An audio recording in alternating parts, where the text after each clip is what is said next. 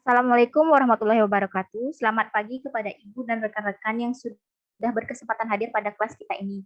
Pertama-tama marilah kita ucapkan puji dan syukur kita kepada Allah Subhanahu wa taala karena telah memberikan rahmat, kesehatan dan keselamatan sehingga kita dapat berkumpul di ruang kelas ini. Baiklah, kita dari kelompok 2 di sini akan mereview 3 jurnal yang beranggotakan Alfitriani, Cia Putri Melenia, Felicia Novita, Wesa Anggreni, Ivana Cynthia, Agnes Oktari, Fitriani, Muhammad Kurnia Sandi, Febila Emirna Putri, dan saya sendiri Sinta Mareta Devi sebagai moderator. Baiklah, materi pertama kita mulai saja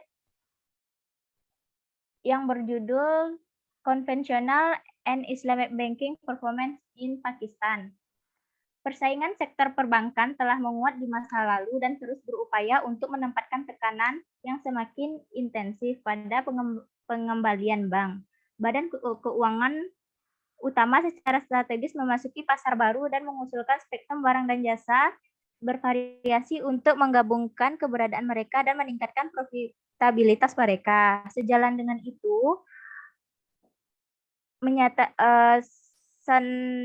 Sundarajan dan Eriko pada tahun 2002 menyatakan bahwa sistem perbankan syariah melakukan transaksi bebas bunga. Bank syariah dikendalikan oleh syariah dan peraturan yang ditetapkan oleh tuan rumah. Penelitian Aris 2010 menyelidiki bahwa perkembangan perbankan syariah sejak tahun 1975 telah mendapatkan pengakuan besar-besaran sebagai mode pembiayaan yang berharga. Bank Islam telah berkembang di Timur Jauh dan Teluk Arab. Selain itu, sejumlah besar organisasi perbankan telah mengalihkan beberapa operasi mereka dari praktik konvensional dengan menempatkan jendela Islam atau melembagakan bank Islam yang berkembang dengan baik. Berikutnya yaitu teori yang digunakan. Kinerja dan kompetensi bank syariah secara umum telah dikaji secara komprehensif. Penekanan pada studi masa lalu ini adalah untuk membandingkan pelaksanaan sistem perbankan syariah dengan bank konvensional. Cakar dan Salih pada tahun 2010 menggarisbawahi bahwa bank yang lebih kompeten dan mahir adalah bank yang memiliki pangsa pasar yang sama dan rasio uang muka non performing yang rendah.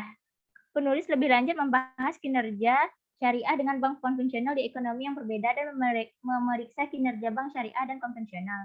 Mereka menemukan bahwa skema perbankan syariah telah mendokumentasikan pengembalian aset atau ROA yang lebih tinggi karena mereka dapat memanfaatkan overhead yang berlaku di bawah bank konvensional. Hasil mereka mengkonfirmasi kontroversi mereka bahwa perbankan Islam yang berkembang dengan produk seperti bunga cenderung tidak mengungguli bank konvensional dalam hal efisiensi. Bank konvensional dan bank syariah memiliki peran penting dan pembangunan ekonomi negara. Selanjutnya, materinya akan dibacakan oleh Sandi. Kepada Sandi, dipersilakan. Baiklah, terima kasih terhadap moderator. Saya akan melanjutkan materi selanjutnya, yaitu metodologi penelitian. Terdapat metodologi yang digunakan oleh penulis untuk meneliti sebuah fenomena sebagai upaya mendapatkan hasil dari penelitiannya. Yang pertama yaitu sumber data. Data penelitian pada jurnal ini dikumpulkan dari laporan keuangan tahunan dari periode 2009 hingga akhir 2019 dari Bank Pakistan dengan mempertimbangkan 8 bank besar di Pakistan dan mengkategorikannya menjadi 2 klaster, yaitu satu klaster adalah sistem perbankan syariah dengan 4 bank dan klaster lain sistem perbankan konvensional dengan 4 bank. Selanjutnya ada deskripsi variabel. Yang pertama, variabel dependen. Variabel dependen yang pertama itu return on asset. Adalah rasio kelangsungan hidup perusahaan yang diperoleh dengan membagi pendapatan bersih perusahaan atas seluruh aset. Selanjutnya ada return on equity ratio, digunakan untuk menghitung profitabilitas bank konvensional dengan membagi laba bersih perusahaan atas seluruh ekuitas. Selanjutnya ada variabel independen. Variabel independen terdiri dari kapital untuk mengendalikan dan mengelola risiko kredit. Selanjutnya ada manajemen quality, yaitu hubungan total pinjaman terhadap seluruh simpanan dihitung dengan menganalisis likuiditas bank, tergantung pada keputusan manajemen puncak. Selanjutnya ada earning quality atau kualitas penghasilan, atau IQR didefinisikan sebagai seberapa efisien bank dioperasikan dan secara efisien memanfaatkan sumber daya yang tersedia. Rasio ini dihitung dengan membagi biaya operasional dengan total pendapatan. Selanjutnya ada liquidity quality atau kualitas likuiditas. Dengan LCR dihitung dengan membagi aset likuiditas dengan total deposit. Selanjutnya ada pendekatan CAMEL atau capital adequacy, asset quality, management quality, earning quality, dan liquidity quality. Dipertimbangkan dengan baik untuk penelitian ini dengan bantuan persamaan regresi untuk memperkirakan kinerja keuangan perbankan konvensional dan perbankan syariah. Kemudian penelitian pada jurnal ini menyamakan hasil dari kategori Bank Pakistan. Baiklah, terima kasih. Saya kembalikan ke moderator.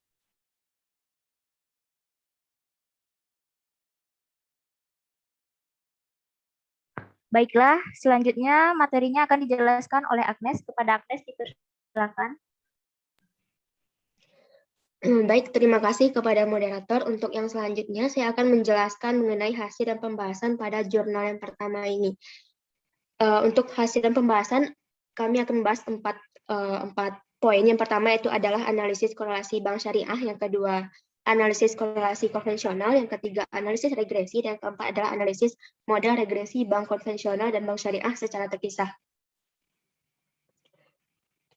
Untuk yang pertama itu adalah analisis korelasi bank syariah. Nah, setelah dilakukan analisis korelasi oleh peneliti dalam jurnal ini, ditemukan bahwa yang pertama, terdapat hubungan negatif yang lemah antara ROE dan ROA sebagai variabel dependen dengan rasio kecukupan modal dan rasio kualitas aset. Yang kedua, terdapat hubungan negatif yang sangat lemah antara ROE dan ROA dengan rasio kualitas manajemen.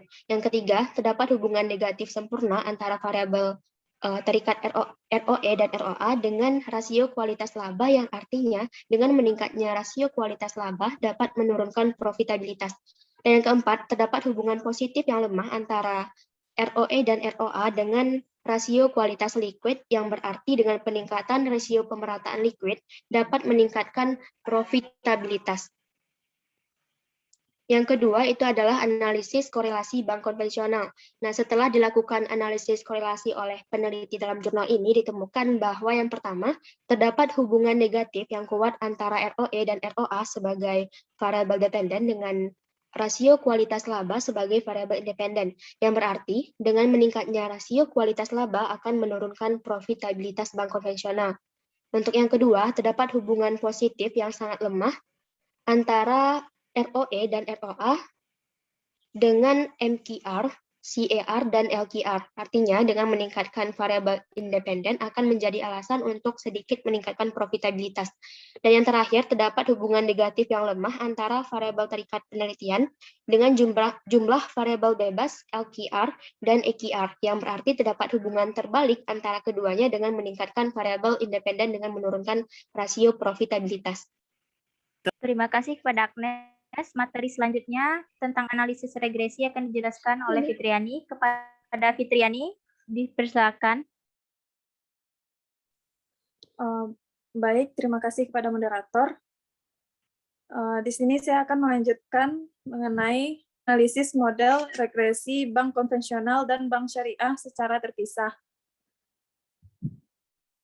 Di sini berdasarkan analisis model regresi secara terpisah yang telah dilakukan oleh peneliti, pada jurnal ini ditemukan bahwa yang pertama, analisis regresi dianggap sebagai pendekatan statistik yang sudah untuk mengeksplorasi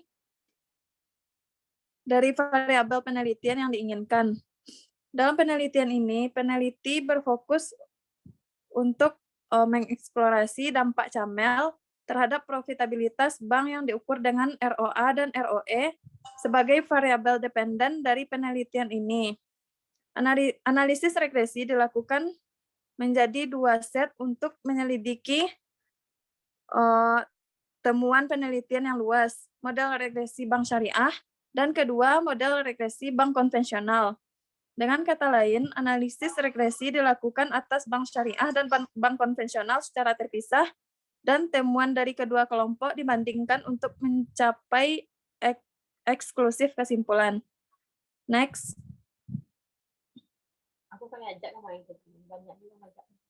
Analisis model regresi bank konvensional dan bank syariah secara terpisah. Berdasarkan analisis model regresi secara terpisah yang telah dilakukan oleh peneliti pada jurnal ini, ditemukan bahwa satu, terkait bank syariah, ditemukan bahwa MQR menunjukkan hubungan terbalik yang signifikan dengan ROA. MQR menunjukkan hubungan positif yang tidak signifikan dengan ROE. Peneliti menyimpulkan bahwa hipotesis alternatif diterima dengan variabel ROA tetapi ditolak dengan variabel profitabilitas lain yaitu ROE. Yang kedua, CAR.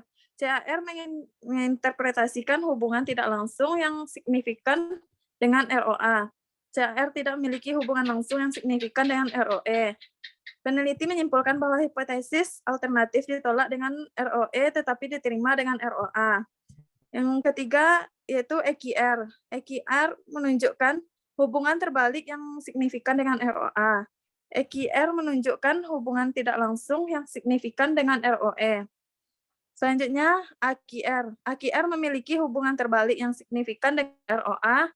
AQR menunjukkan hubungan positif yang tidak signifikan dengan ROE. Next. Peneliti menyimpulkan bahwa hipotesis alternatif diterima dengan variabel ROA, tetapi ditolak dengan variabel profitabilitas lain, yaitu ROE. Yang kelima yaitu LQR. LQR menunjukkan hubungan positif yang signifikan dengan ROA. LQR menunjukkan arah hubungan yang tidak signifikan dengan ROE. Peneliti menyimpulkan bahwa hipotesis alternatif ditolak dengan ROE tetapi diterima dengan ROA. Yang kedua yaitu terkait bank konvensional. MQR menunjukkan hubungan langsung yang tidak signifikan dengan ROA. Yang kedua, MQR menunjukkan hubungan positif yang tidak signifikan dengan ROE. CAR menunjukkan hubungan langsung yang tidak signifikan dengan ROA. CAR menunjukkan hubungan positif yang tidak signifikan dengan ROE. EQR menunjukkan hubungan terbalik yang signifikan dengan ROA. EQR menunjukkan hubungan terbalik yang signifikan dengan ROE. EQR menunjukkan hubungan terbalik yang signifikan dengan ROE. AQR menunjukkan hubungan positif yang tidak signifikan dengan ROA. AQR menunjukkan hubungan positif yang tidak signifikan dengan ROE. Selanjutnya, LQR mempunyai hubungan langsung yang signifikan dengan ROA. Dan LQR mempunyai hubungan positif yang tidak signifikan dengan ROE. Baiklah, sekian materi dari saya kembalikan kepada moderator. Terima kasih Fitriani. Materi selanjutnya akan dibacakan oleh Febila. Kepada Febila, dipersilakan. Terima kasih sebelumnya kepada moderator.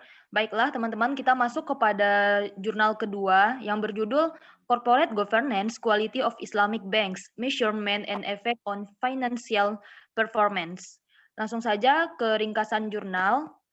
Yang pertama yaitu pendahuluan. Organisasi untuk Kerjasama Ekonomi dan Pembangunan (OECD) mendefinisikan tata kelola perusahaan atau CG sebagai perangkat hubungan antara manajemen perusahaan, dewan, pemegang saham, dan pemangku kepentingan lainnya. Memang sedikit yang diketahui tentang konsepsi mereka tentang CG dan langkah-langkah mereka untuk menjamin kesejahteraan pemangku kepentingan mereka.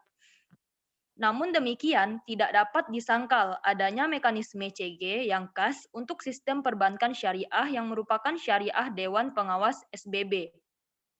Dewan ini bertanggung jawab untuk memastikan kepatuhan transaksi dan operasi dengan IFL. Selain itu, meskipun ada banyak penelitian empiris tentang dampak CG pada kinerja perusahaan di berbagai negara, hanya sedikit informasi yang tersedia tentang kinerja CG dan perbankan syariah. Pada studi ini secara teoritis merupakan upaya untuk berkontribusi pada literatur yang ada tentang efektivitas CG. Selanjutnya, penyelidikan empiris mengungkapkan bahwa IB di negara-negara GCC tampaknya lebih tertarik pada efektivitas SSB daripada mekanisme CG OECD konvensional. Selanjutnya kita masuk ke teori yang digunakan.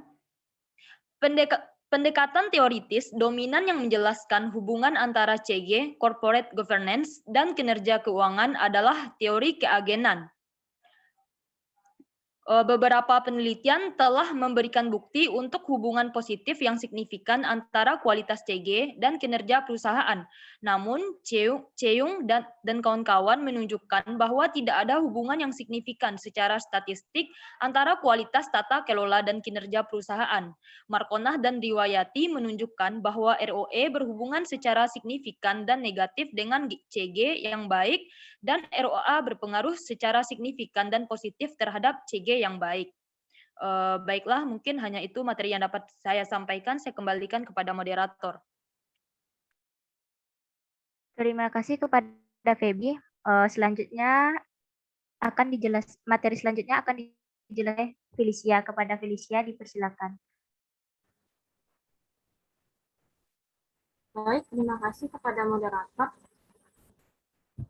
Selanjutnya saya akan menjelaskan tentang kinerja direksi dan bank syariah. Menurut teori keagenan, fungsi utama direksi adalah untuk memantau dan mengawasi perilaku manajer perusahaan, menurut Jensen dan McLean tahun 1976. Untuk memberikan kontrol yang efektif dari manajer dan untuk mengurangi konflik kepentingan di antara para pemangku kepentingan, merekomendasikan pemisahan keputusan manajerial dari keputusan pengendalian dan berpendapat bahwa direksi harus didominasi oleh direktur independen di luar. Sehari-hari dan kawan-kawan tahun 2003 berpendapat bahwa dalam teori keagenan, CEO non-dualitas meningkatkan efektivitas dewan dalam pemantauan manajemen. Zapri tahun 2016 juga menegaskan bahwa direktur independen membawa independensi ke dewan dan menambah keragaman keterampilan dan keahlian direktur. Lipton dan Lords tahun 1962 berpendapat bahwa dewan yang sering bertemu lebih mungkin untuk melakukan tanggung jawab mereka secara efektif dan efisien. Sejalan dengan gagasan tersebut, Ibrahim dan Jafar tahun 2013 berpendapat bahwa frekuensi rapat dewan dan kehadiran anggota dewan meningkatkan kinerja dewan. Studi empiris tentang efektivitas direksi dan kinerja keuangan tidak konsumsif memang De Andes dan Ledado tahun 2008 menemukan hubungan positif antara papan komposisi dalam hal independensi dan kinerja. Sejalan dengan gagasan tersebut, Al-Manesar dan kawan-kawan tahun 2012 juga menunjukkan bahwa kinerja bank dipengaruhi secara positif oleh jumlah anggota dewan luar. Setidaknya sepertiga dari dewan anggota akan independen. Peran CEO dan manajer umum dan ketua tidak akan digabung dengan direksi akan bertemu setidaknya 6 kali setahun. Kedua faktor yaitu dualitas frekuensi rapat dan independensi direksi akan digabung dalam indeks. Selanjutnya yaitu kinerja komite audit dan bank syariah. Peran utama AC adalah untuk menjamin kualitas yang lebih baik dari pelaporan keuangan yang diungkapkan oleh Liar pada tahun 1966. Namun, efektivitas AC berbeda dalam fungsi 3 variabel, yaitu jumlah anggota, independensi, dan frekuensi rapat. Terkait dengan jumlah anggota panitia, Frank Kelvin tahun 2002 mengatakan, peningkatan jumlah anggota cenderung memberikan pengawasan yang lebih efektif. Dan juga Bata dan Chim Dramran pada tahun 2010 menunjukkan bahwa independensi komite dewan memiliki pengaruh pada peran pemantauan mereka. Oleh karena itu, mereka menyarankan agar perusahaan menjamin lebih banyak independensi untuk komite dewan dalam hal aktivitas AC. Abbott dan kawan-kawan tahun 2003 berpendapat bahwa frekuensi pertemuannya merupakan sinyal ketekunan yang meningkatkan proses akuntansi keuangan dan menghasilkan kinerja yang lebih baik. Bukti empiris mengenai hubungan antara karakteristik AC dan kinerja keuangan perusahaan beragam. Chan dan Lee tahun 2008 menemukan bahwa bukti kehadiran direktur independen yang ahli di AC meningkatkan nilai perusahaan. Sebaliknya, Su dan Petsa Kulwong tahun 2010 menemukan bahwa ukuran komite dan frekuensi pertemuan berhubungan negatif dengan efisiensi pendapatan. Selain itu juga, seperti yang dilihat dari tinjauan ini, informasi yang tersedia tentang hubungan antara AC dan kinerja keuangan difokuskan pada kinerja perusahaan secara umum. Karya ini dimaksudkan untuk memperluas penelitian tentang topik dan menjelaskan lebih lanjut tentang efektivitas AC dan kinerja bank dan fokus tentang IB. Selanjutnya itu kinerja Komite Audit dan Bank Syariah. Mekanisme corporate governance yang paling khas dan IB dari yang konvensional adalah SSD. Mekanisme ini memiliki 3 peran utama, yaitu konsultasi, pengendalian, dan kepastian. Peran pertama termasuk sertifikasi instrumen keuangan yang diperbolehkan dan penjelasan cara menghitung zakat atau pajak Islam menurut Al-Nasser dan Muhammad tahun 2012. Selanjutnya, DPS memainkan peran penting sebagai mekanisme pengendalian internal dengan tugas meninjau dan mengawasi kegiatan IB oleh Darmadi tahun 2013. Akhirnya, peran penting paling dari ESB adalah memastikan kepatuhan produk dan layanan yang ditawarkan kepada konsumen dan investor dengan aturan dan prinsip IFL oleh Hamzah tahun 2013. Oleh karena itu, setiap DPS mengeluarkan laporan tahunan untuk menyatakan pendapat tentang kepatuhan semua transaksi keuangan dengan IFL. Bahkan, jika DPS melaporkan bahwa manajemen bank melanggar hukum, IB akan dengan cepat kehilangan kepercayaan mayoritas investor dan kliennya dan akibatnya kinerja menurun. Oleh Grasa tahun 2013. Dengan demikian, DPS secara umum dipandang sebagai pembangkit kepercayaan para pemangku kepentingan dan karenanya dapat menjadi pendorong kinerja dan pengembangan pasar. Sekian yang dapat saya sampaikan, saya kembalikan kepada moderator. Terima kasih kepada Felicia. Selanjutnya akan dijelaskan oleh Alfitriani. Kepada Alfitriani dipersilakan. Terima kasih kepada moderator. Untuk materi pertama mengenai pemilihan sampel, di mana penelitian ini mengkaji kualitas CG dan hubungannya dengan kinerja keuangan IB di GCC selama periode 2010 sampai 2014. Dalam beberapa tahun terakhir, perbankan syariah sebagai salah satu segmen terpenting di pasar keuangan syariah telah berkembang pesat sejak didirikan pada pertengahan 1970-an. Pemilihan GCC IB dilatar belakangi oleh pertumbuhan jenis perbankan selama 3 dekade terakhir. Studi ini mengandalkan data dari laporan tahunan versi bahasa Inggris yang tersedia di situs web resmi bank. Sebanyak 44 IB diidentifikasi menurut informasi yang diberikan oleh Bank Sentral Nasional negara-negara yang diteliti. Next, moderator. Untuk materi kedua mengenai variabel terikat, di mana pengukuran kinerja keuangan utama yang digunakan dalam kaitannya dengan CG adalah Tobin Skewed pengembalian aset atau ROA dan pengembalian ekuitas atau ROE. Namun penelitian ini tidak dapat menggunakan rasio Tobin sebagai ukuran kinerja bank karena tidak semua IB dalam sampel ini terdaftar di bursa. Oleh karena itu digunakan ROA dan ROE sebagai variabel dependen untuk mengukur kinerja keuangan. Mengenai variabel bebas adalah kualitas CG yang diukur berdasarkan atribut governance. Indeks CG keseluruhan mencantumkan 14 atribut CG yang diklasifikasikan di bawah mekanisme tata kelola utama di IB. Dengan demikian, 4 indeks dikembangkan seperti indeks keseluruhan sebagai proksi kualitas CG dan 3 subindeks yaitu indeks BOD, AC, dan indeks SSB. Diasumsikan bahwa subindeks akan menangkap aspek-aspek tata kelola yang lebih spesifik daripada keseluruhan indeks CG. Atribut CG dikumpulkan dari laporan tahunan IB terpilih dan halaman web bank. Kemudian untuk variabel kontrol, penelitian ini mengadopsi ukuran bank, umur bank, dan leverage bank sebagai variabel kontrol. Beberapa studi empiris menemukan bahwa leverage memiliki efek negatif yang signifikan terhadap kinerja. Dengan demikian, perusahaan yang lebih tua lebih efisien daripada yang lebih muda karena efek dari kurva belajar dan bias kelangsungan hidup. Sejalan dengan pekerjaan sebelumnya, juga diproyeksikan ukuran bank atau size dengan logaritma natural. Leverage bank dihitung sebagai rasio total utang terhadap total, sehingga usia bank diukur dalam hal jumlah tahun berlalu sejak yayasan. Next, moderator, mengenai model regresi. Untuk menguji hubungan antara variabel dependen dan variabel penjelas, 4 model regresi berganda dibangun seperti yang tertera pada gambar. Dalam model 1 dan 2, menguji dampak indeks CG keseluruhan pada ROA dan ROE.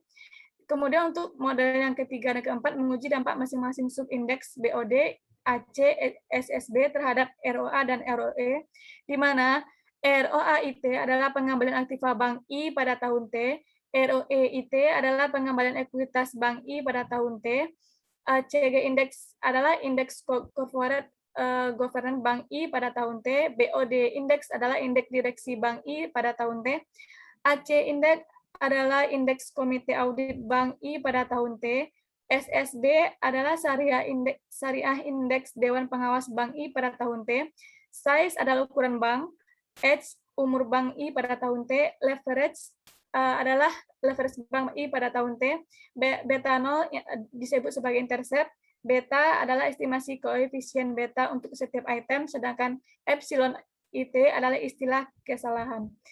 Sekian dari saya, kembalikan kepada moderator. Terima kasih kepada Alfitriani. Materi selanjutnya akan dijelaskan oleh Ivana. Kepada Ivana dipersilakan. Baiklah, terima kasih kepada moderator. Jurnal selanjutnya yaitu Intellectual Capital and Performance of Islamic and Conventional Banking, Empirical Evidence from Gulf Cooperative Council Countries. Pada abad ke-21, pepatah bahwa pengetahuan adalah kekuatan memiliki makna yang lebih besar dari sebelumnya. Pengetahuan di seluruh dunia telah menggeser inovasi dan kreativitas dalam perusahaan, khususnya dalam nilai perusahaan dari aset berwujud menjadi aset tidak berwujud. Satu jalur penelitian penting mencurahkan perhatian pada modal intelektual atau IC yang memainkan aturan penting dalam meningkatkan teknologi tinggi atau perusahaan berbasis pengetahuan yang terutama didasarkan pada aset pengetahuan yang mengacu pada IC. Bank dianggap sebagai perusahaan yang padat pengetahuan karena aset vitalnya bersifat intelektual dan aktivitasnya terkait langsung dengan sifat intelektual. Biasanya melibatkan interaksi langsung dengan pelanggan dengan memberikan layanan yang terkait dengan IC, seperti sumber daya manusia, pembangunan merek, sistem, dan proses. Tidak dapat dipungkiri bahwa masih banyak faktor penting lainnya yang turut mendukung peningkatan kinerja perbankan. Namun banyak penelitian seperti Calenza dan Rossi, Incanen, Nimtra, dan Serea dan Alansari telah menemukan bahwa IC adalah salah satu yang paling penting dan strategis bagi keberhasilan bank. Kemudian teori yang digunakan yang pertama, definisi dan penilaian IC. IC dikaitkan dengan kemampuan perusahaan untuk menciptakan, menerapkan, dan mengukur sumber daya tak berwujud untuk menciptakan nilai yang tentunya meningkatkan pertumbuhan dan praktek kinerja perusahaan. Sebagian besar penulis setuju bahwa IC adalah konsep multidimensi yang digunakan untuk menggambarkan aset tidak berwujud. Definisi terbaru adalah modal intelektual adalah intelektual, pengetahuan, pengalaman, kekayaan intelektual, informasi dapat digunakan untuk menciptakan nilai. Penulis telah menyepakati aspek IC yang berbeda berdasarkan 3 komponen, yaitu human capital, struktural capital, dan relational capital. HC dikaitkan dengan pengetahuan tacit atau eksplisit karyawan dan kemampuan mereka untuk memberikan pengetahuan yang bermanfaat bagi perusahaan. HC juga mencakup nilai-nilai individu, sikap, perilaku, pendidikan, pengalaman, dan kompetensi. Kemudian IC dan kinerja bank. Pengaruh IC terhadap kinerja bank merupakan fenomena yang sederhana dan gamblang. Saat mengukur komponen utama IC dan dampaknya masing-masing terhadap kinerja bank, banyak penelitian menemukan hubungan yang signifikan dan positif. Literatur kaya dengan studi berbeda tentang pengaruh berbagai komponen IC pada kinerja, serta hubungan antara komponen IC gabungan dengan kinerja bank. Namun kendala utama dalam konteks ini adalah bahwa studi yang berbeda menggunakan jenis sistem perbankan yang berbeda, yang menghasilkan hasil yang berbeda. Mayoritas penelitian yang melayani literatur review di bidang IC, bank mencoba mengungkapkan dampak IC terhadap kinerja tanpa mempertimbangkan perbedaan sistem perbankan syariah atau konvensional. Sekian yang dapat saya sampaikan, saya kembalikan kepada moderator. Terima kasih kepada Ivana. Selanjutnya materi tentang metode penelitian yang dibahas oleh Wesa. Kepada Wesa kita persilakan. Baik, terima kasih kepada moderator. Di sini saya akan melanjutkan materi dari Ivana. Selanjutnya yaitu metode penelitian untuk artikel ini. Yang Pertama ada sampel, di mana studi ini tergantung pada sampel yang dipilih yang memiliki 295 pengamatan yang berasal dari 59 bank yang terdaftar di Bursa Saham negara-negara Teluk selama 5 tahun, yaitu dari tahun 2012 hingga 2016. Selanjutnya ada variabel dan pengukuran. Penelitian ini menggunakan MVAIC yang dikembangkan oleh Public tahun 2000 untuk mengukur hubungan antara efisiensi dengan kinerja operasional, keuangan, dan pasar bank. MVAIC mengusulkan first modifikasi untuk mempertimbangkan peran komponen baru, modal inovasi, dan pengaruhnya terhadap kinerja bank. Selanjutnya, variabel independen diukur menggunakan komponen MVAIC, yaitu HCE, Structural Efficiency Modal atau SCE, efisiensi modal rasional atau RCE, dan efisiensi modal yang digunakan atau CEE. Variabel dependennya itu kinerja bank diukur dengan menggunakan 3 indikator. Yang pertama, kinerja operasional atau ROA, yang secara eksplisit memperhitungkan aset yang digunakan untuk mendukung kegiatan usaha. Ini menentukan apakah bank mampu menghasilkan pengembalian yang memadai atas aset mereka. Kedua adalah kinerja keuangan atau ROE, yang merupakan salah satu yang paling rasio fundamental yang dilihat investor. Ini adalah tes dasar seberapa efektif manajemen perusahaan menggunakan investor. Yang terakhir, yang ketiga adalah kinerja pasar dengan Tiki atau Tobinski, merupakan indikator penting untuk menguji hubungan antara kinerja perusahaan dan pasar saham. Penilaian ekuitas oleh Bulay tahun 2017. Mungkin sekian materi dari saya kembalikan kepada moderator. Terima kasih kepada Wesa. Materi selanjutnya akan dijelaskan kepada Cia. Kepada Cia dipersilakan. Baik, terima kasih moderator. Baiklah, saya akan melanjutkan materi. Ini ada hipotesis penelitian. Adapun hipotesis penelitian dalam penelitian ini H1A, ada bank syariah dengan efisiensi intelijen kapital yang lebih besar memiliki pengembalian aset yang lebih baik. H1B, bank syariah dengan efisiensi intelijen kapital yang lebih besar memiliki tingkat pengembalian ekuitas yang lebih baik. H1C, bank syariah dengan efisiensi intelijen kapital yang lebih besar memiliki Tobin yang lebih baik. H2, bank konvensional dengan efisiensi intelijen kapital yang lebih besar memiliki kinerja yang lebih baik. H2A, bank konvensional dengan efisiensi intelijen kapital yang lebih tinggi memiliki pengembalian aset yang lebih baik. H2B, bank konvensional dengan efisiensi intelijen kapital yang lebih besar memiliki tingkat pengembalian ekuitas yang lebih baik. Dan H2C, bank konvensional dengan efisiensi intelijen kapital yang lebih besar memiliki Tobin yang lebih baik. Next, moderator.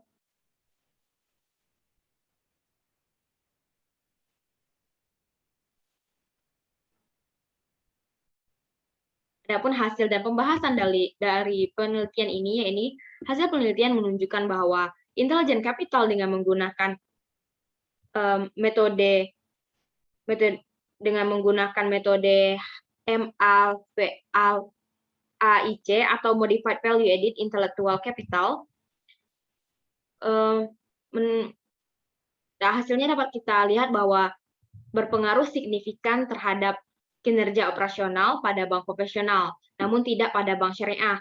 Dan hasil penelitian menunjukkan bahwa intelijen kapital yang menggunakan MVAIC secara signifikan berpengaruh pada kinerja pasar di bank syariah, namun tidak pada bank konvensional. Dan dari hasil penelitian tersebut dapat kita konfirmasi dari hipotesis yang telah dirumuskan. Hasil menunjukkan bahwa pada HC atau Human Research, pada penelitian ini menemukan hasil pada Human Research Capital ditemukan secara signifikan positif pada kinerja keuangan dan pada pasar bank syariah, sementara tidak berpengaruh pada bank konvensional. Dan jika dilihat dari SC ataupun dari struktural capital, ditemukan secara signifikan positif pada kinerja keuangan bank konvensional, sementara tidak berpengaruh pada bank syariah. Dan pada rasional kapital atau RC ditemukan positif signifikan 10% pada kinerja operasional bank syariah, sementara tidak ditemukan signifikan pada bank konvensional.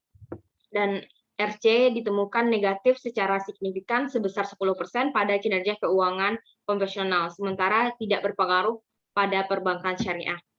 Demikianlah materi dari saya, saya kembalikan kepada moderator. Terima kasih kepada Cia. Demikianlah presentasi dari kelompok 2.